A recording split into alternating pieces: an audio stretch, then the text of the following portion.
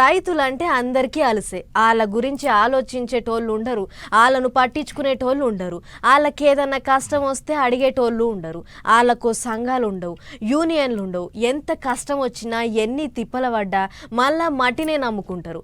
ఏండ్ల కమానంకెంచి ఇయే తిప్పల పాపం రైతులది. పాపం రైతుల తిప్పలు ఎన్నడు తీరుతాయో ఎన్నడు బాగుపడతారో కానీ ఇప్పటికైతే గివార్త చూడుర్రి. పట్టా బుక్కులు లైన్లో పెట్టి ఎగిరిపోకుండా మీదికెంచి రాళ్ళు పెట్టిరు రైతులు.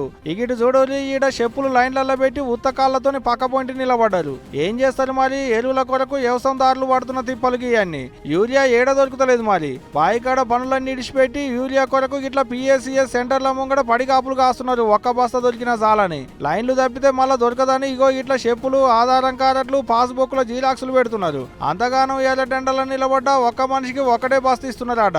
ఇంకో బస్తా ఎక్కువ కావాలంటే మళ్ళీ వెనకకు పోయి కొత్తగా లైన్లు కట్టాల్సిందే అంటున్నారు. ఇప్పుడు ఊరియా లేక మొత్తం లక్షలకు లక్షలు భూమి మీద పెట్టినాము. ఆ లక్షలు ఇప్పుడు మాకు అస్సలు మోపు మీద దెబ్బతీస్తుండ్రు. ఈ గవర్నమెంట్ ఇవన్నీ పథకాలు పెట్టి మమ్మల్ని నాశనం చేస్తుండ్రు. మరి ఎందు గురించి ఇట్లా రైతు బతుకుడా? మరి ఏదైనా నిజమిచ్చి చంపుతారా? మరి ఏదన్నా ఒకటి మాకు నిర్ణయం చెప్పాలా? ఇగిట్టయితే కాదానికి అన్న ఇంటిళ్ళ చెప్పుల జోళ్ళన్నీ బండ్లో పెట్టుకొని వచ్చిండు. అందరి చెప్పులు లైన్లో పెడితేనన్నా జోడుకు ఒక్క బస్తాన దొరుకుతుందేమోనని. జగిత్యాల జిల్లా కోరుట్ల మండలంలో ఉన్న పైడి మడుగు ఊళ్ళో ఉండేటి రైతులు పడుతున్న తిప్పలకి ఇదంతా. దుకాణం తీయక ముందే వచ్చి లైన్లో నిలబడితే పొద్దుకాల దుకాణం మూసేటాళ్ళకు కూడా ఒక్క బస్తా కూడా దొరికేటట్టు లేదంటున్నారు రైతులు. 10 ఎకరాల భూమికున్న పట్టా కాయిదాలు పట్టుకొని వస్తే ఒక్క యూరియా కట్టే ఇస్తున్నారట. ఒక్క యూరియా కట్ట తీసుకపోతే ఏడికి సరిపోతుంది అని అడుగుతున్నాడు ఈ రైతన్న. ఈ సమస్య ఉండబట్టి దాదాపు మాకు 10 సంవత్సరాల నుంచి సమస్య లేదు. మళ్ళీ వచ్చింది, మొదటికి వచ్చింది. ఇదే చెప్పులు లైన్లో పెట్టుడు.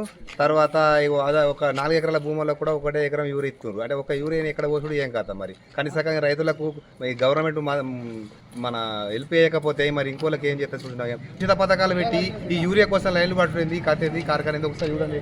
ఇల్లాకిలి పొలం పనులన్నీ ఇడిచిపెట్టి యూరియా కట్టల కొరకు తిరుగుడే సరిపోతుంది పాపం రైతులకు. మంచిగా ఆనలు పడే ఇత్తులు పెట్టుకుని నాట్లు వేసుకుని అదునుకు యూరియా వేయకుంటే చేనెట్ట పెంపు అవుతుంది, రైతు ఎట్ట బాగుపడతాడు. అదేందో గానీ పైసలు పెడితే మనసులకు తాగేటి మంది ఏదైనా దొరుకుతుంది కానీ పంటని బతికిచ్చే మందే దొరకకుండా అవుతుంది పోండ్రి.